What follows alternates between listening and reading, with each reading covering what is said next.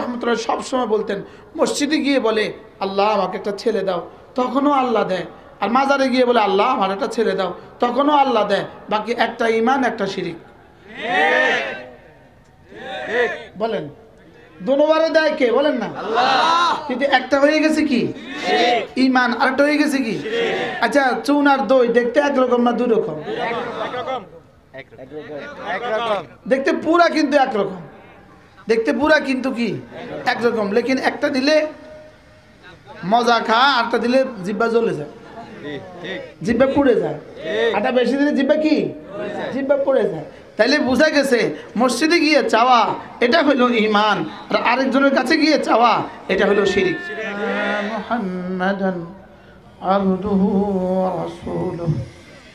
সকলে পড়ি আল্লাহুম্মা সাল্লি আলা মুহাম্মাদ ওয়া আলা আলি মুহাম্মাদ কামা সাল্লাইতা আলা ইব্রাহিমা وعلى آل إبراهيم إنك حميد مجيد اللهم بارك على محمد وعلى آل محمد كما باركت على إبراهيم وعلى آل إبراهيم إنك حميد مجيد أما بعد فأعوذ بالله من الشيطان الرجيم بسم الله الرحمن الرحيم يا أيها الذين آمنوا لا تلهكم أموالكم ولا أولادكم عن ذكر الله ومن يفعل ذلك فأولئك هم الخاسرون وأنفقوا مما رزقناكم من قبل أن يأتي أحدكم الموت فيقول رب لولا أخرتني إلى أجل قريب فأصدق وأكن من الصالحين ولن يؤخر الله نفسا إذا جاء أجلها الله خبير بما تعملون صدق الله مولانا العظيم আজকে 30 জানুয়ারি 2024 জামিয়া হাফিজুল উলুম আল ইসলামিয়া আহমদনগর বাকলিয়া চট্টগ্রাম কর্তৃক আয়োজিত আজকে 7ম বার্ষিক ওয়াজ ও দোয়ার মাহফিলের শ্রদ্ধেয় সভাপতি, উপস্থিত হযরত উলামায়ে কেরাম, শ্রদ্ধেয় মুরব্বিয়ানে আযম, আমার যুবক ভাইরা, পর্দার আলের মা ও বোনেরা, আল্লাহ তাআলার অগণিত অসংখ্য প্রশংসা, যিনি দয়া করে মেহেরবানি করে আমাকে আর আপনাকে কুরআনে কারীমের নিসবতে, দাওয়াত ও তাবলীগের নিসবতে, জিক্র ও ফিকরের নিসবতে একত্রিত হয়ে কুরআনে কারীম থেকে কিছু কথা বলার, শোনার তৌফিক দান করেছেন। এই জন্য বলি আলহামদুলিল্লাহ। আমার পঠিত আয়াতে কারিমা কুরআনে কারীমের সূরা মুনাফিকুনের আয়াত, এই 3 আয়াতে কারিমাকে সামনে রেখে অল্প সময় আমি আপনাদের সামনে 2-4টা কথা আলোচনা করব ইনশাআল্লাহ। মেরে ভাইও, আল্লাহ তাআলা আমাদেরকে দুনিয়াতে অল্প সময়ের জন্য পাঠিয়েছেন। দুনিয়ার সময় আর আখিরাতের সময়ের পার্থক্য রাসূল করিম পড়েন সাল্লাল্লাহু আলাইহি ওয়াসাল্লাম ইরশাদ করেন, কোনো মানুষ যদি তার আঙ্গুলের মাথাটাকে সমুদ্রের পানিতে দিয়ে দেয়, রাসূল বলেন ফালিয়ানজুর বিমা রাজা ফিহি, এবার সে দেখুক তার আঙ্গুলের মাথার পানি কি পরিমাণ আর সমুদ্রের অবশিষ্ট পানি কি পরিমাণ। তার আঙ্গুলের মাথার পানি হলো তার দুনিয়ার হায়াত, আর সমুদ্রের অবশিষ্ট পানি হলো তার আখিরাতের হায়াত। আমরা তো এখন প্রায় বঙ্গোপসাগরের কাছাকাছি না? আমরা তো এই মুহূর্তে বঙ্গোপসাগরে কি আছি? কাছাকাছি আছি। মহাসাগর নয়, বঙ্গোপসাগরের পানিও নয়। আপনাদের কর্ণফুলী নদীর পানি আর আমার আঙ্গুলের মাথার পানি কদ্দুর বেশ কম। হ্যাঁ, বঙ্গোপসাগরের পানি আর আমার আঙ্গুলের মাথার পানি। এবার ভারত মহাসাগরের পানি আর আঙ্গুলের মাথার পানি। এবার সারা পৃথিবীর সমস্ত সাগর আর মহাসাগরের পানি আর আঙ্গুলের মাথার পানি। লেকিন সারা পৃথিবীর সমস্ত পানি এটাও কিন্তু আল্লাহ তাআলার ইলমে সসীম, আল্লাহ তাআলার ইলমে সীমিত। আমার আঙ্গুলের মাথার পানি আমার ইলমে সীমিত, আর সমুদ্রের মা বাকিয়া পানি আল্লাহ তাআলার ইলমে সীমিত। লেকিন আখিরাতের হায়াত আল্লাহ তাআলার ইলমেই অসীম। সুবহানাল্লাহ বলে। আখিরাতের হায়াত আল্লাহ তাআলার জীবন যদ্দূর, আখিরাতের হায়াত তদ্দূর। আল্লাহ তাআলা যতদিন, আখিরাত ততদিন। বলেন, আল্লাহ তাআলা যতদিন, আখিরাত ততদিন। এবার আল্লাহ তাআলা কতদিন? হুয়াল আউয়াল ওয়াল আখির ওয়াল যাহির ওয়াল বাতিন, লাইসা মিন ক্বাবলিহি শাই ওয়া লাইসা মিন বাদিহি শাই ওয়া লাইসা মিন ফাওকিহি শাই ওয়া লাইসা মিন দুনিহি শাই। আল্লাহ তাআলার উপরেও কেউ নাই, আল্লাহ তাআলা ছাড়া কেউ নাই, আল্লাহ তাআলার আগেও কেউ নাই, আল্লাহ তাআলার পরেও কেউ নেই। এজন্য দুনিয়া ৬০ আর ৭০ বছরের পরে আমাদের যে জিন্দিগি মিলবে, ওই জিন্দিগি হবে বেলা গায়া, ওই জিন্দিগি বেলা নেহায়া। ওই জিন্দিগির আর শেষ নাই। ওই জিন্দিগির আর কি নাই? বলে, ওই জিন্দিগির আর শেষ নাই। এই জন্য আমার পীর ও মুর্শিদ হযরত মাওলানা সুলতান আহমদ নানুপুরি রহমতুল্লাহ আলাইহি বলতেন, আল্লাহ আমার হুজুরের কবরকে জান্নাতের টুকরো বানিয়ে দেন। হুজুর রহমতুল্লাহ আলাইহি বলতেন, এই অসামান্য একটু জীবনের প্রস্তুতি দিয়ে কোটি কোটি বছরের জান্নাত চলবে কিভাবে? তো হযরত বলতেন যে শুধুই আমল দিয়ে পুরো জান্নাত চলার কথা নয়, আমার আমল দিয়ে জান্নাত চলার কথা নয়। কারণ আমার আমলের বিনিময় যদি 1-এ 10 হয়, তো 70 বছরে পাবো 700 বছর।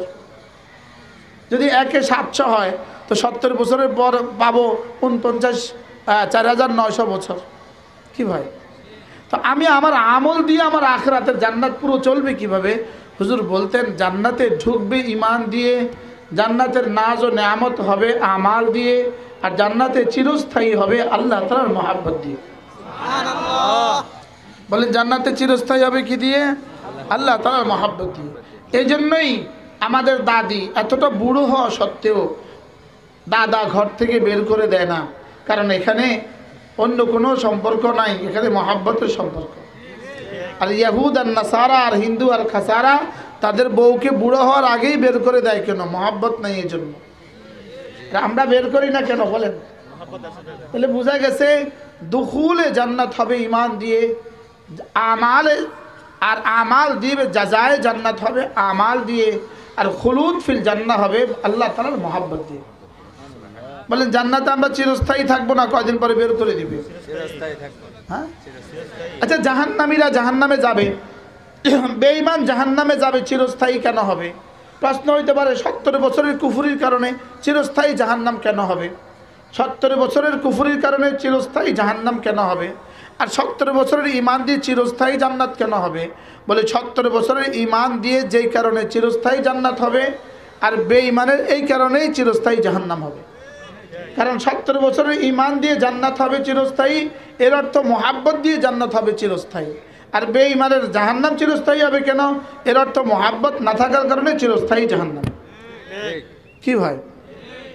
বউর সাথে মহব্বত নাই, একদম ভাল লাগে না, তো তারে বের করে দেয় ঘর থেকে, 3 তালাক দিয়ে দিছে, বের করে দিছে। এটা কি চিরস্থায়ী বাইর করছে না অল্প কদিন লেগে বাইর করছে? কি ভাই? এখানে চিরস্থায়ী বাইর করছে, 3 তালাক দিয়ে দিছে, চিরস্থায়ী বেরিয়ে গেছে। তো এখানে চিরস্থায়ী বাইর করলো কেন? মহব্বত নাই, এই জন্য চিরস্থায়ী বাইর করে দিছে। আর ওখানে চিরস্থায়ী দিল কেন? বলেন, এই জন্য হাকিমুল উম্মত মুজাদ্দিদ মিল্লাত আশরাফায়ে নাও আল্লাহ মারখাদা তিনি বলতেন যে জান্নাত শুধুই আল্লাহ তাআলার মহব্বতের প্রতিদান। সুবহানাল্লাহ। জান্নাত শুধুই আল্লাহ তাআলার কি? হাকিমুল উম্মত বলতেন আল্লাহ তাআলার মহব্বত, এটা হলো মুমিনের সবচেয়ে বড় আমল। এজন্য ওয়াল্লাযীনা আমানু আশাদ্দু হুব্বান লিল্লাহ, হাকিমুল উম্মত বলতেন ওয়াল্লাযীনা আমানু, এটা হলো মুবতাদা, আশাদ্দু হুব্বান লিল্লাহ এটা হলো খবর। তাহলে তরজমা কি দাঁড়াইলো? জানো মোমেন কে? জানো মোমেন হলো তারা যাদের কলিজা আল্লাহ তাআলার মহব্বত সবচেয়ে বেশি। যাদের কলিজা কার মহব্বত সবচেয়ে বেশি বলেন? আল্লাহ তাআলার মহব্বত সবচেয়ে বেশি। এই জন্য রাসূল করিম সাল্লাল্লাহু তাআলা আলাইহি ওয়াসাল্লাম আরেক হাদিসে বলেন, সালাসাতুন ওয়াজাদা হালাওয়াতাল ঈমান, তিন দল মানুষ ঈমানের মজা পেয়ে গেছে। ঈমানের মজা পেয়েছে কত দল মানুষ বলেন? তিন দল মানুষ। এক নাম্বার হলো রাজুলুন কানাল্লাহু ওয়া রাসূলুহু আহাব্বা ইলাইহি মিম্মা সিওয়াহুমা, ওই মানুষগুলো যাদের কাছে আল্লাহ আর আল্লাহ রাসূল সবচেয়ে বেশি প্রিয়। বলেন যাদের কাছে আল্লাহ আর আল্লাহ রাসূল কি সবচেয়ে বেশি প্রিয়। আবার বলেন যাদের কাছে আল্লাহ আর আল্লাহ রাসূল কি সবচেয়ে বেশি প্রিয়। দুই নম্বর হলো ওয়ারাজুলুন ইউহিব্বুহুল মারআ, ওই মানুষটা যে কোনো আল্লাহ ওয়ালাকে মহব্বত করে, লা ইউহিব্বুহু ইল্লা লিল্লাহ, সে আল্লাহর জন্যই তাকে ভালোবাসে। আমাদের এক বুজুর্গ আছেন বাংলাদেশে, হযরত মাওলানা মুফতি শহীদুল্লাহ সাহেব দামাত বারাকাতুহু, ফেনী জামিয়া রশিদিয়ার প্রধান মুফতি মোহতামিম যিনি হযরত মাওলানা মুফতি শহীদুল্লাহ সাহেব, আজকে জমিয়তুল ফালাতে হুজুর আসার কথা ছিল, অসুস্থতার কারণে আসতে পারেননি। আল্লাহ তাআলা হুজুরকে শিফায়ে কামিলা আজরা দায়মান নসিব করেন। হুজুর বলেন যে আল্লাহ একটা মোহাব্বত হলো আল্লাহকে ভালোবাসা, আর আরেকটা হলো আল্লাহর জন্য ভালোবাসা, আরেকটা হলো আল্লাহর সাথে ভালোবাসা। আল্লাহর সাথে ভালোবাসা মানুষকে আল্লাহ থেকে চিরবঞ্চিত করে দেয়, আর আল্লাহর জন্য ভালোবাসা মানুষকে আল্লাহ পর্যন্ত পৌঁছিয়ে দেয়। সুবহানাল্লাহ বলেন। উদাহরণ দিলে খুব বুঝবেন। যেমন ধরেন একজন স্ত্রীকে ভালোবাসে, স্ত্রী স্বামীকে ভালোবাসে, এটা হলো সরাসরি স্ত্রীকে ভালোবাসা। লেকিন এক ছেলে, এক যুবক নওজোয়ান তার স্ত্রীর মাকে কেন ভালোবাসে? এটা হলো স্ত্রীর জন্য ভালোবাসে। সুবহানাল্লাহ বলেন। সেই স্ত্রীর মাকে কেন ভালোবাসে? স্ত্রীর আব্বাকে কেন ভালোবাসে? স্ত্রীর কারণে, স্ত্রীর জন্য। তাহলে একটা হলো স্ত্রীকে ভালোবাসা, একটা হলো আল্লাহকে ভালোবাসা, একটা হলো স্ত্রীর জন্য ভালোবাসা, একটা হলো আল্লাহর জন্য ভালোবাসা। কিছুটা বুঝছি তো আমরা না? এবার যেমন ধরেন একটা স্ত্রী নতুন বউ এই ঘরে আসার পরে স্বামীর 2 বছরের একটা ছোট ভাই আছে, ওকে অনেক যত্ন করে। আমার একটা ছোট ছেলে আছে, আমার ছেলে আছে 3 বছর বয়স, আর আমার ঘরে আমার ছেলের বউ আছে। বড় ছেলের কি আছে? এখন বড় ছেলের বউ কিন্তু আমার এই ছোট ছেলেটাকে খুব যত্ন করে। ওকে আমি আজকেও আসতে দেখে এসে ওর কোলেও, তাহলে ও খুব যত্ন করে ওকে। এখন ওকে যদি জিজ্ঞেস করে তুমি ওকে এতটা আদর করছো কেন, বলবে আমার স্বামীর জন্য। কার জন্য বলেন? আমি কি বুঝাইতে পারছি জন্য কাকে বলে? তাহলে এবার শুনেন, এবার যদি এই ঘরে একটা চাচাতো ভাই আছে, বয়স 26 বছর বয়স, এখন এই নতুন বউ তাকেও ভালোবাসে। বুঝে নাই? কিটা বুঝলেন? নতুন বউ কাকে ভালোবাসে বলেন? স্বামীর 26 বছর বয়সী একটা চাচাতো ভাইকে স্ত্রী কি করে? এখন ও যদি বলে ওকে কেন ভালোবাসো, যদি বলে তোমার জন্য, এটা বিশ্বাসযোগ্য? তাহলে এটা কি তোমার জন্য হলো না তোমার সাথে হলো? এটা কি স্বামীর জন্য না স্বামীর সাথে? বলেন, কথা বলেন। স্বামীর জন্য না স্বামীর সাথে? স্বামীর সাথে। এবার বলুন তো দেখি, স্বামীর জন্য ভালোবাসা স্বামীর ভালোবাসাকে ত্বরান্বিত করে, আরো বেশি উচ্ছ্বসিত করে, লেকিন স্বামীর সাথে ভালোবাসা স্বামী থেকে বঞ্চিত করে। বলেন, বুঝে বলেন। স্বামীর জন্য ভালোবাসা স্বামীর ভালোবাসাকে আরো কি করে? আগে বাড়ায় দেয়, উৎসাহিত করে, বৃদ্ধি করে। আর স্বামীর সাথে ভালোবাসা স্বামী থেকে কি করে? এবার বলুন তো দেখি, আল্লাহর জন্য ভালোবাসা বান্দাকে আল্লাহ পর্যন্ত পৌঁছিয়ে দেয়, আর আল্লাহর সাথে ভালোবাসা বান্দাকে আল্লাহ থেকে চিরবঞ্চিত করে দেয়। এই জন্য কোনো আল্লাহওয়ালাকে ভালোবেসে যদি, কোনো আল্লাহওয়ালাকে ভালোবেসে আর মহাব্বত করে যদি আপনি নামাজি হয়ে যান, এটা হবে আল্লাহর জন্য ভালোবাসা। আর কাউকে ভালোবেসে যদি গানজুটি হয়ে যায়, এটা হবে আল্লাহর সাথে ভালোবাসা। এতক্ষণ পরে কিছুটা বুঝছেন কি? তাহলে আল্লাহর জন্য ভালোবাসা মানে কি? আমাদের হযরত বলেন যে, রশিদে হযরত আল্লাহ দামাত বারাকাতুহু বলেন যে, আল্লাহর জন্য ভালোবাসা আল্লাহ পর্যন্ত পৌঁছিয়ে দেয়, আর আল্লাহর সাথে ভালোবাসা আল্লাহ থেকে বঞ্চিত করে দেয়। যেমন স্বামীর জন্য ভালোবাসা স্বামীর মহব্বত বৃদ্ধি করে, আর স্বামীর সাথে ভালোবাসা স্বামী থেকে কি করে? বঞ্চিত করে। এবার বলুন তো দেখি, কোন ভালোবাসা আল্লাহর জন্য আর কোন ভালোবাসা নফসের জন্য? আর স্বামী কি বলে, কোন ভালোবাসা আল্লাহর জন্য, কোন ভালোবাসা আল্লাহর সাথে? এটা বোঝা সহজ না কঠিন? জোরে বলে। যেমন দেখেন, আমাদের এখান থেকে কিছু বাস যাবে আগামী 2, 3, 4 তারিখ টঙ্গী ইজতেমা। কিছু বাস এখান থেকে রওনা দিবে টঙ্গীর উদ্দেশ্যে। আচ্ছা, পথিমধ্যে কি টঙ্গী ইজতেমার কোনো গাড়ির নামাজ ছুটবে? আসতে কর। কোনো গাড়ি কি জোহর নামাজ বাদ দিয়ে ইজতেমা যাবে? আসর নামাজ বাদ দিয়ে ইজতেমা যাবে? যাবে না। ঠিক আছে তো কথা? আচ্ছা, এখান থেকে কিছু বাস যায় ফটিকছড়ি মাইজবান্ডারে, সেখানে যাওয়ার সময় নামাজ পড়ে না পড়ে না? যারা দাঁড়ায় আছেন তারা বলেন পড়ে না পড়ে না বলেন? তারা নামাজ কি করে না? আচ্ছা, পড়ে না। টঙ্গী যাওয়ার সময় কি করে? আর মাঝবান্ডারে যাওয়ার সময় কি করে না? অধিকাংশ পড়ে না। তাইলে বোঝা গেছে একটা আল্লাহর সাথে ভালোবাসা, একটা আল্লাহর জন্য ভালোবাসা। বুঝে গেছে তো? পুরো বুঝে গেছে। তাহলে ভালোবাসা ভালোবাসা দুই ভালোবাসা বলেন। এক ভালোবাসা ভালোবাসা বাড়ায়, আরেক ভালোবাসা ভালোবাসা বিচ্ছিন্ন করে দেয়, চির বিচ্ছিন্ন করে দেয়। স্বামী যদি শুনতে পায় তার স্ত্রী তার চাচাতো ভাইকে 30 বছরের চাচাতো ভাইকে খুব ভালোবাসে, বিচ্ছিন্ন হয়ে যাবে, বিচ্ছিন্ন হয়ে যাবে। হ্যাঁ, বিচ্ছিন্ন হয়ে যাবে। তালাক দিবে কিনা বলেন? হ্যাঁ, দিবে না বলেন? কেন? এটা ভালোবাসা তার জন্য না তার সাথে? কি বলে? আল্লাহ আমাদেরকে বুঝ দান করেন।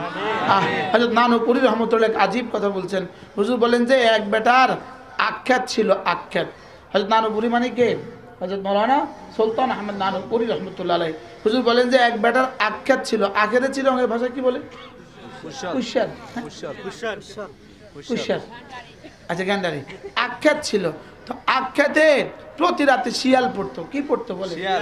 তো এক বেটা মান্নত করছে, আল্লাহ যদি আজকে শিয়াল না আসে তো অমুক মাদ্রাসায় 1 আঁটি আগ দিব। এদিন শিয়াল আগে যা খাইছে তার থেকে বেশি খাইছে। পরের দিন মান্নত করছে, আল্লাহ আজকে যদি শিয়ালের না খায় তো মাঝবান্ডারে 1 আঁটি আগ দিব। আজকে আর শিয়াল পড়ে না। ও বাঁধুত করলা কথা। আগের দিনে আগ বেশি খাইলো, আজকে মোটেও খাইলো না কেন? তো হুজুর বলেন যে আগের দিনে যখন মাদ্রাসার জন্য মান্নত করছে, মসজিদের জন্য মান্নত করছে, এই মান্নত সহি হয়েছে। এই মান্নত সহি হয়ে আগে কি কয় বাদ কি না শিয়ালে কি বলে, যাক মসজিদেরটা আমিও খাই তোরাও খা। আর পরের দিন যখন মাজারের নামে মান্নত করছে, বাঁধুত এটা শিরিক হয়ে গেছে, তোরাও খাইস না আমিও খাইতাম না। কি বলছে বলেন?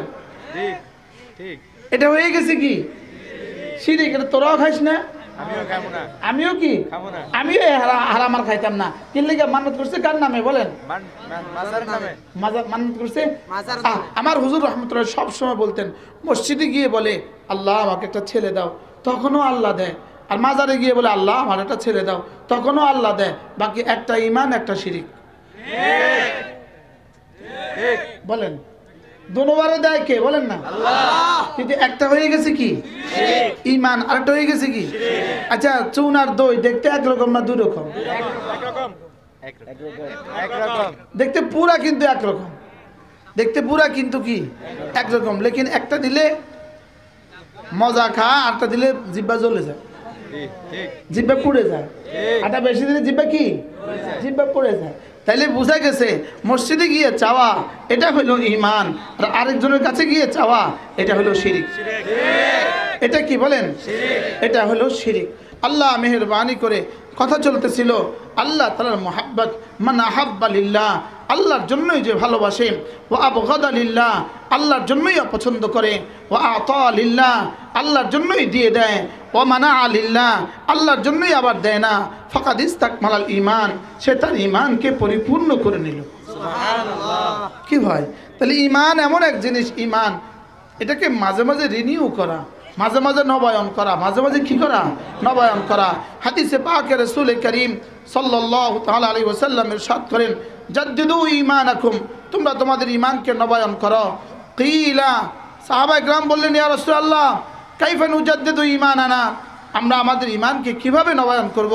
তো আল্লাহর নবী বলেন, ফাকসিরু বিকাউলি লা ইলাহা ইল্লাল্লাহ, লা ইলাহা ইল্লাল্লাহ, এটা বেশি বেশি পড়ো, তো ঈমান নবায়ন হবে। ঈমান কি হবে? নবায়ন হবে। আরেক হাদিসে রাসূল করিম সাল্লাল্লাহু তাআলা আলাইহি ওয়াসাল্লাম ইরশাদ করেন, মান ক্বালা লা ইলাহা ইল্লাল্লাহ মিআতা মাররা, আল্লাহর নবী বলেন, কোন মানুষ যদি প্রতিদিন 100 বার পড়ে লা ইলাহা ইল্লাল্লাহ, লা ইলাহা ইল্লাল্লাহ, লা ইলাহা ইল্লাল্লাহ, মাঝে মাঝে মুহাম্মাদুর রাসূলুল্লাহ, আল্লাহর নবী বলেন, কোন মানুষ যদি প্রতিদিন 100 বার কালিমা তয়্যিবা পড়ে, লাম ইয়াবআথুল্লাহু ইয়াওমাল কিয়ামা, আল্লাহ তাআলা হাশরের ময়দানে তাকে তুলবেন না, অবশ্যই তুলবেন, তার চেহারা হবে পূর্ণিমার চাঁদের মতো। সুবহানাল্লাহ। শেখুল হিন্দ মাহমুদুল হাসান দাউন্দি রহমতুল্লাহের কাছে কেউ একজন বললেন, হযরত, আল্লাহ ওয়ালারা যত বুড়ো হয় চেহারা তত সুন্দর হয় কেন, আর বেঈমান আর কাফের যত বুড়ো হয় চেহারা তত বিশ্রী হয় কেন? এজন্য দেখবেন বেঈমান আর কাফের যত বুড়ো হয় চেহারা তত বিশ্রী হয়। চেহারা তত কি হয়? আমাদের রাস্তাঘাটে দেখবেন কিছু মানুষ পাওয়া যায় লাল কাপড় পরা, লাল কাপড় গায়ে দেওয়া, জটলা পটলা কলকিওয়ালা। আচ্ছা, এদের চেহারাগুলো কেমন? খারাপ। সবাই জোরে বলেন। খারাপ। এদের চেহারা ঈমানের কোনো নূর আছে? নাই। এরকম মানুষ তো নাই আপনাদের এলাকায়। আছে, দেখা গেছে দুটো। হ্যাঁ, আছে। আচ্ছা, এটা ইসলাম হয় কিভাবে? যুবকরা আকলকে একটু জিজ্ঞেস করো তো, এটা ইসলাম পছন্দ করে কিভাবে? ওর পায়ের দিকে তাকালেই তো বোঝা যায় ও যে 2-4-10 বছরে পা ধোয় নাই। ঠিক ঠিক বলেন না, বাস্তব না বাস্তব? বাস্তব। ও যে ফরজ গোসল করে নাই 2-4-10 বছরে, বোঝা গেছে কিনা বলেন? আচ্ছা, যে ফরজ গোসল করে না ও আবার ওলি হয় কেমনে? না, এটা ওলি আল্লাহর ওলি না শয়তানের ওলি? জোরে বলেন। এটা আল্লাহর বন্ধু হয় না শয়তানের বন্ধু হয়? এটা কি হয়? এটা কোনোদিন কি হইতে পারে না, এটা মুসলমানই তো হইতে পারে না। ঠিক এটা মুসলমানই তো কি হতে পারে না। মুসলমানই তো হইতে পারে না। হ্যাঁ, যেমন দেখেন, ফরজ ওয়াজিব, বলেন তো ফরজ ওয়াজিব, ফরজ ওয়াজিব, সুন্নতে মুআক্কাদা, সুন্নতে জায়েদা, মুস্তাহাব আর নফল। মুস্তাহাব আর নফল। ফরজ ওয়াজিব করব কেন? ফরজ ওয়াজিব করব জাহান্নাম থেকে বাঁচার জন্য। সুন্নতগুলো করব কেন?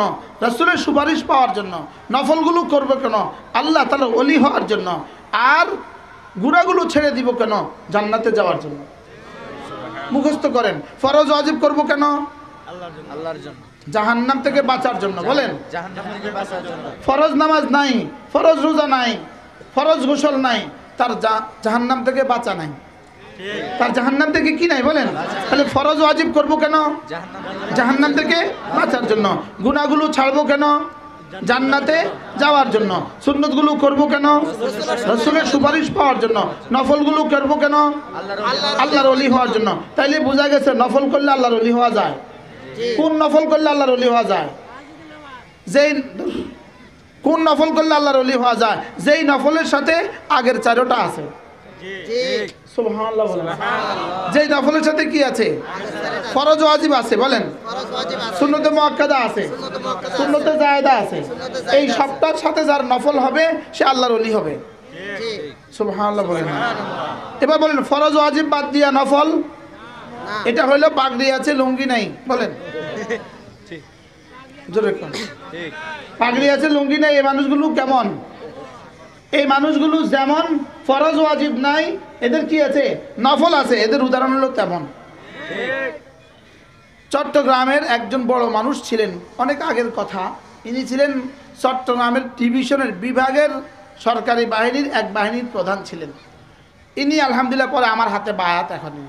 তিনি বলেন যে হুজুর, একবার আমি যে চিরঙ্গে চাকরি করার সময় আমার এক কলিগ আমাকে এক পীরের কাছে নিয়ে গেলেন খাগড়াছড়ি।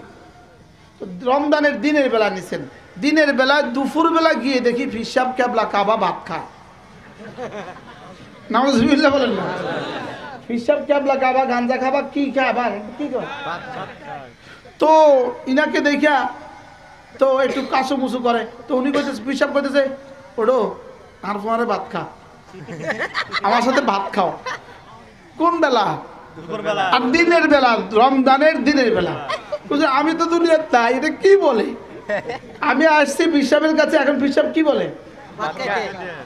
আমি ইতস্তত করতেছি আর পিসাব আমাকে বললেন যে রোজা আর এডে আইলে আবার রোজা রাউন্ড ফরেছে না। আপনাদের ভাষায় বলেন তো, চিটাগাং ভাষায় বলেন। আর এটা আইলে আবার রোজা রাখা পারেন না। আচ্ছা আপনি বলেন তো, এমন পীর আপনাদের এলাকায় আসেনি? বলেন, সবাই বলেন। এরা কি তার মুরিদকে জান্নাতে নিবে না জাহান্নামে? এটা কি ইসলাম হইতে পারে? হ্যাঁ, তাইলে বোঝা গেছে নফল করলে জান্নাতে যাবে, আল্লাহর ওলি হবে। কোন নফল করলে আল্লাহর ওলি হবে? যেই নফলে ফরজ ওয়াজিব আছে, সুবহানাল্লাহ বলেন। সুন্নতে মুআক্কাদা আছে, সুন্নতে জায়েদা আছে, মুস্তাহাব আছে। এরকম মানুষ যদি নফল করে সে আল্লাহর বন্ধু হবে। সুবহানাল্লাহ। যেমন ধরেন আপনার দুজন কর্মচারী আছে, দুজন কর্মচারীর ডিউটি, প্রত্যেকের ডিউটি 9টা থেকে 9টা, খুব ডিউটি করে, 15,000 টাকা করে বেতন। একজন কর্মচারী মাঝে মাঝে মালিকের জুতোটা ঠিক করে দেয়, ডিউটি 100 করে, আবার মাঝে মাঝে মালিকের জুতা ঠিক করে। আপনি বলুন তো দেখি, মালিক কাকে বেশি ভালোবাসবে? ডিউটি বাদ দিয়ে বলেন, ডিউটি বাদ দিয়ে না ডিউটি সহ? এখন মালিক কি করে? দুজনকে বেতন দেয় 15,000 15,000, লেকিন যে জুতা ঠিক করে দেয় তাকে মাঝে মাঝে চুপে চুপে 20,000 দিয়ে দেয়, তাকে মাঝে মাঝে বছরে একবার 50,000 দেয়, আবার তাকে ঘর করার লেগে কিছু টাকা দেয়, আবার তার মার অসুস্থতা কিছু টাকা দেয়। কি লেগে বলুন তো? এবার মালিক 3 নম্বর একটা কর্মচারী রাখছে, সেই দুজনের গতিবিধি পর্যবেক্ষণ করছে। দুজনের ডিউটি করে সমান, কিন্তু তারে মালিক বেশি টাকা দেয়। আচ্ছা তাকে বেশি টাকা দেয় কেন? সে মাঝে মাঝে মালিকের কি করে? জুতা ঠিক করে। এখন 3 নম্বর বেটা কি করছে জানেন? ও এখন আর ডিউটি করে না, শুধু অপেক্ষা থাকে মালিক আসবে কখন। কি করার জন্য বলেন? জুতা ঠিক করার জন্য। এবার খেয়াল রাখে মালিকও, আবার সিসি ক্যামেরা খেয়াল রাখে। মালিকও তার অফিসে বসে তার মোবাইলে অ্যাপসে কি করে? খেয়াল রাখে, দেখি ডিউটি কে কেমন করে। দেখে ওই দুজন খুব ডিউটি করে, আর এতে খালি বারবার চায় বাইরের দিকে মালিক কখন আসবে। তো মালিক আসার সঙ্গে সঙ্গে জুতা ঠিক করার জন্য দৌড়ে আসছে। 1 দিন 2 দিন 3 দিন, দেখে ডিউটির নাম গন্ধ নাই, শুধু নাম গন্ধ নাই, শুধু জুতো ঠিক করার চক্করে আছে। এবার মালিক কি বলবে? লাথি দেওয়ার আগে দোকান থেকে বাইরে বলবে কি বলবে না? বলবে। আচ্ছা একজনে জুতা ঠিক করে পুরস্কার পাইলো, আরেকজনে জুতা ঠিক করে লাথি খাইলো, কি লেগে?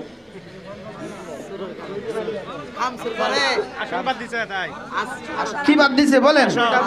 আসল বাদ দিছে। আসল বাদ দিয়া যদি নফল করে তাহলে কি লাথি খায় না বেতন বাড়তি পায়?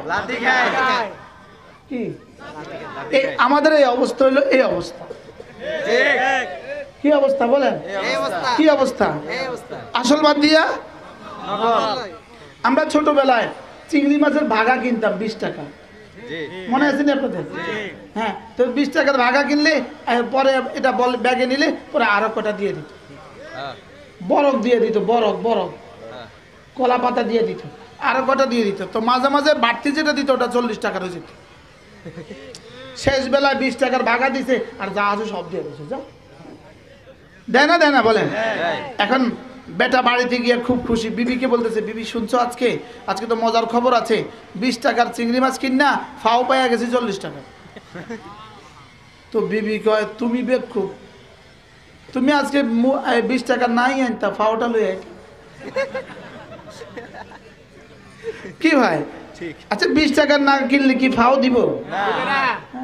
না। আর 20 টাকার কিনলে ফাও পাওয়া যাবে। তাহলে 20 টাকার না কিনলে যেমন ফাও পাওয়া যায় না, ফরজ ওয়াজিব সুন্নতে মুআক্কাদা না কইরা শুধু নফল আর শবে বরাত আর শবে মেরাজ আর শবে কদর করলে পাওয়া যাবে না কিছু। আল্লাহ রাগ করছেন? তাহলে শবে বরাত শবে মেরাজ শবে কদর কার জন্য? যে ফরজ ওয়াজিব আদায় করে, ফরজ ওয়াজিব সুন্নতে মুআক্কাদা সুন্নতে জায়েদা কোনোটাই ছাড়ে না। তুমি যদি এবার আগেরটা সব করেছো, এবার যদি শবে বরাতে ইবাদত করো, লাইলাতুল কদরে ইবাদত করো, তো যাও অনেক বাড়তি কিছু দিয়ে দিব। সুবহানাল্লাহ। তাহলে বাড়তি কিছু কার জন্য? ফরজ ওয়াজিব যারা করে এটা যারা নামাজ পড়ে না এরা লাইলাতুল কদরে আর লাইলাতুল বরাতে সবে বরাতে কত রাকাত পড়লে কাফারা হবে?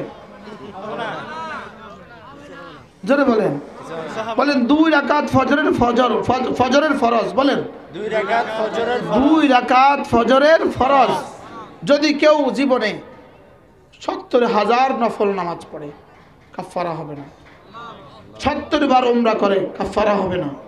বলেন কি হবে না? বলেন কাফারা হবে না। আচ্ছা, আপনি বিয়ে বাড়িতে গেছেন, নতুন দুলা মুরগিও দেয় নাই, গরুও দেয় নাই, খাসিও দেয় নাই, এমনি 700 ডিম দিছে। ডিম দিছে কয়টা? আপনি বলেন তো এই দুলা খুব খুশি হবে? এতগুলো ডিম দিল, খুশি হলো না? আর জোরে বলেন না, কোনটা নাই? গরু নাই, মুরগি নাই, খাসি নাই, চিংড়ি মাছ নাই, রূপচান্দা নাই, শুধু ডিম আছে কয়টা? আচ্ছা 700 না দিয়ে যদি 7,000 দেয় এটা কি ডিম দেওয়া হইলো না ডিমের নামে মস্কারা করলো? আপনাদের সিটাঙ্গের ভাষায় কি বলবে? মস্কারি। ডিম দিল না মস্কারি করলো? তো ফরজ পড়লি না, ফজর পড়ো নাই, জোহর পড়ো নাই, আসর পড়ো নাই, মাগরিব পড়ো নাই, এশা পড়ো নাই, সব রাতে ঘুম মারো নাই, রাতে ঘুম যাও নাই, এটা কি করলো বলেন না? কার লগে মস্কারি করলো? ওখানে যেরকম দুলার লগে মস্কারি করলো, এখানে কি বিয়ে হবে? শুধু 700 ডিম দিছে, আর কিছুই দেয় নাই, বিয়ে হবে? এটা কি মজাক নাকি? এটা কি দুষ্টমি নাকি? না, আল্লাহ আমাদেরকে বুঝ দান করেন। সকলে কি বুঝাইতে পারছি আমি? এজন্য আল্লাহ তাআলা মহাব্বত দিয়ে চিরস্থায়ী জান্নাত হবে, ঈমান দিয়ে জান্নাতে ঢুকবো। আর নামাজ, রোজা, হজ, যাকাত, ফরজ, ওয়াজিব, সুন্নাত মুআক্কাদা, মুস্তাহাবাত আর নওয়াফিল দিয়ে জান্নাতের আমাল হবে। আর জান্নাতে চিরস্থায়ী কি দিয়ে হব? আল্লাহ তাআলার মহাব্বত দিয়ে। সুবহানাল্লাহ। আর আল্লাহ তাআলার মহাব্বত যে পরিমাণ হবে তার নামাজে এই পরিমাণ মজা হবে, আর নামাজে যার যেই পরিমাণ মজা হবে আল্লাহ তাআলার দিদারে তার এই পরিমাণ মজা হবে। সুবহানাল্লাহ। এজন্য চলেন নিয়ত করে আজ থেকে ইনশাআল্লাহ 5 ওয়াক্ত নামাজ পড়ব ইনশাআল্লাহ। এরপরে রোজানা কিছু না কিছু জিকির করব। তাহলে 2টা স্লোগান তুলব, নামাজ জিকির, নামাজ জিকির। আবার বলেন নামাজ জিকির, সবাই বলেন নামাজ জিকির। জিকিরওয়ালা নামাজ, নামাজওয়ালা জিকির, বলেন জিকিরওয়ালা নামাজ, নামাজওয়ালা জিকির। জিকিরওয়ালা নামাজ, জিকিরওয়ালা নামাজ। আকিমিস সালাতা লিযিকরি, নামাজ যেন হয় জিকিরের জন্য। ওয়ালা যিকরুল্লাহি আকবার, আর নামাজ যেন হয় সবচেয়ে বড় জিকির। নামাজ হবে জিকিরের সাথে, জিকির হবে নামাজের সাথে, নামাজ হবে জিকিরের সাথে, জিকির হবে নামাজের সাথে। যদি নামাজ হয় জিকিরের সাথে, জিকির হয় নামাজের সাথে, রব্বুল আলামিন বলেন যাও কথা দিলাম, ওয়ালা যিকরুল্লাহি আকবার, নামাজ দিয়ে তুমি সবচেয়ে বড় জিকির করবা, আর আমি নামাজ দিয়ে সবচেয়ে বড় পুরস্কার দিয়ে দিব। সুবহানাল্লাহ। তাহলে স্লোগান তোলেন নামাজ জিকির, নামাজ জিকির। আবার বলেন নামাজ জিকির, সবাই বলেন নামাজ জিকির। নামাজ জিকির, নামাজ জিকির মুসলমানের জান, নামাজ ছাড়া ইমানদারের বাঁচে কেমনে প্রাণ, জিকির ছাড়া ইমানদারের বাঁচে কেমনে প্রাণ। নামাজ জিকির, নামাজ জিকির। এবার নামাজ জিকিরের সাথে লাগাবো আরেকটা ইবাদত লাগাবো, নামাজ জিকির তেলাওয়াত। নামাজ জিকির তেলাওয়াত সর্বোত্তম ইবাদত, নামাজ জিকির তেলাওয়াত সর্বোত্তম ইবাদত, নামাজ জিকির তেলাওয়াত সর্বোত্তম ইবাদত। আল্লাহ নবী সাল্লাল্লাহু তাআলা আলাইহি ওয়াসাল্লাম ইরশাদ করেন, কোনো মানুষ যদি 5 ওয়াক্ত নামাজের পরে 10 বার পড়ে সুবহানাল্লাহ, 10 বার পড়ে আলহামদুলিল্লাহ, 10 বার পড়ে আল্লাহু আকবার, এভাবে হয়ে যাবে 30 বার। আল্লাহ নবী বলেন জবানে হয়ে যাবে 30 বার, এভাবে হয়ে যাবে 150 বার, 5 নামাজে 150 বার, মিজানে উঠে যাবে 1500 বার। সুবহানাল্লাহ। একদিনে হবে 1500 বার, 1 বছরে হবে 45, 1 মাসে হবে 45,000 বার, 1 বছরে হবে 5,40,000 বার, 20 বছর হবে 1,40,00,000। এবার দেখেন 11টা 38 কথা সুবহানাল্লাহ সুবহানাল্লাহ সুবহানাল্লাহ সুবহানাল্লাহ সুবহানাল্লাহ সুবহানাল্লাহ সুবহানাল্লাহ সুবহানাল্লাহ সুবহানাল্লাহ সুবহানাল্লাহ আলহামদুলিল্লাহ আলহামদুলিল্লাহ আলহামদুলিল্লাহ আলহামদুলিল্লাহ আলহামদুলিল্লাহ আলহামদুলিল্লাহ আলহামদুলিল্লাহ আলহামদুলিল্লাহ আলহামদুলিল্লাহ আলহামদুলিল্লাহ আল্লাহু আকবার আল্লাহু আকবার আল্লাহু আকবার আল্লাহু আকবার আল্লাহু আকবার আল্লাহু আকবার আল্লাহু আকবার আল্লাহু আকবার আল্লাহু আকবার আল্লাহু আকবার 11:39 1 মিনিটে জান্নাত কয় মিনিটে জান্নাত 1 মিনিটে জান্নাত স্লোগান তোলো বন্ধু 1 মিনিটে জান্নাত কত মিনিটে জান্নাত 1 মিনিটে জান্নাত যদি গত 20 বছর একটানা পড়তাম 1,40,00,000 জিকির জমা হয়ে যেত ওয়ামা আরসালনাকা ইল্লা রাহমাতাল লিল আলামিন আমার পীর ও মুর্শিদ হযরত মাওলানা জমিরুদ্দিন নানুপুরি রাহমাতুল্লাহ আলাইহি তিনি বলেন নবী এর রহমতে দো জাহান বরকতে উম্মতের 1 মিনিটে জান্নাত সুবহানাল্লাহ 1 মিনিটে জান্নাত কয় বলেন কয় মিনিটে জান্নাত আজ থেকে পড়বো তো ইনশাআল্লাহ নামাজ পড়ে না নামাজ ছাড়া নামাজ পড়ে নামাজ পড়ে না নামাজ ছাড়া এরপরে আল্লাহর নবী বলেন দ্বিতীয় অভ্যাস হইল কোনো মানুষ যদি ঘুমাবার সময় আবার পড়ে 33 বার সুবহানাল্লাহ 33 বার আলহামদুলিল্লাহ 34 বার আল্লাহু আকবার রাসূল বলেন এভাবে হবে 100 বার মিজানে উঠে যাবে 1000 বার সুবহানাল্লাহ রাসূল বলেন পুরস্কার দিবেন দাখালাল জান্নাহ সোজা জান্নাতে চলে যাবা আগে হলো 1500 বার এখন হলো 1000 বার এ হলো মোট 2500 বার এরপরে আবার রাসূল বলেন 5 ওয়াক্ত নামাজের পরে কেউ যদি আবার পড়ে 33 বার সুবহানাল্লাহ 33 বার আলহামদুলিল্লাহ 34 বার আল্লাহু আকবার আল্লাহর নবী বলেন এভাবে হবে 100 বার 5 নামাজ হবে 500 বার মিজানে উঠে যাবে 5000 বার আগে হলো 2500 বার এখন হলো 5000 বার সর্বমোট হয়ে গেল 7500 বার সুবহানাল্লাহ $7,500 যদি প্রতিদিন কারোর বেতন হয় তার জীবনটা কেমন 7,500 দিনার যদি কারোর বেতন হয় তার জীবনটা কেমন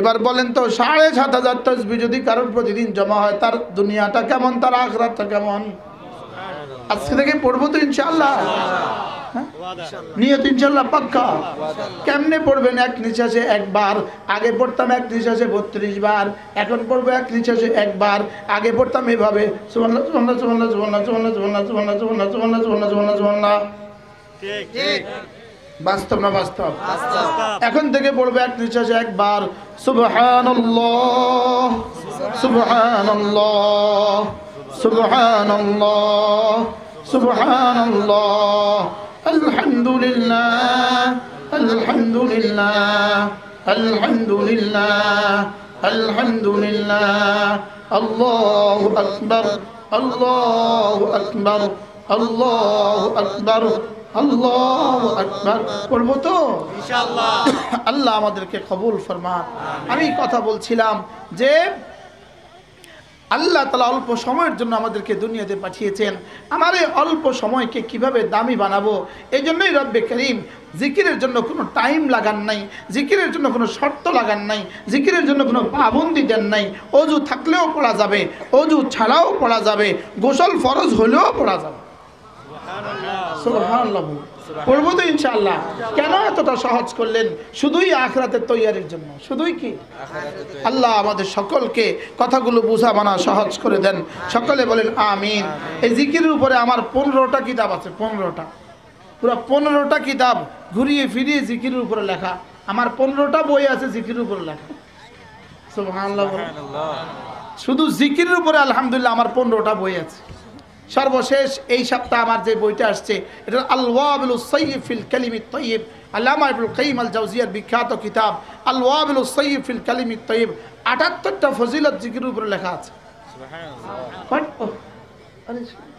এই কিতাব 78টা ফজিলত আছে। কয়টা ফজিলত আছে বলেন? 78টা ফজিলত। সুযোগ থাকলে আমাদের এই কিতাবগুলো সংগ্রহ করবেন। আল্লাহ আমাদের সকলকে তৌফিক দান করেন। মেরে ভাইও আর কত দলাদলি করব? বলেন আর দলাদলি করব না, গলাগলি করে জান্নাতে যাব। ইনশাআল্লাহ। দলাদলি করব না গলাগলি করব বলেন? গলাগলি। দলাদলি করে আর টুকরো করতে চাই না জাতিকে। চলেন দলাদলি নয়, গলাগলি করে জান্নাতে যাব। ইনশাআল্লাহ। বলেন ইনশাআল্লাহ। আগামী 2, 3, 4ই ফেব্রুয়ারি 2, 3, 4 আগামী শুক্র শনি রবি টঙ্গী ইজতেমা, বিশ্ব ইজতেমা, যারা পারি শরীক হব। বলেন ইনশাআল্লাহ, বলেন ইনশাআল্লাহ। আল্লাহ আমাদের সকলকে তৌফিক দান করেন। আমাদের কুমিল্লা একটা মাদ্রাসা আছে, সুধন্যপুর মাদ্রাসা, প্রতি ইংরেজি মাসের শেষ শনিবারে জিকিরের মজলিস, যারা পারেন কখনো শরীক হবেন। আল্লাহ তাআলা আমাদের সবাইকে তৌফিক দান করেন। আল্লাহ তাআলা এই মাদ্রাসাখানাকে কবুল করেন। সুবহানাল্লাহি বিহামদিহি, সুবহানাকাল্লাহুম্মা বিহামদিক, আশহাদু আল্লা ইলাহা ইল্লা আনতা, আস্তাগফিরুকা ওয়া আতুবু ইলাইক।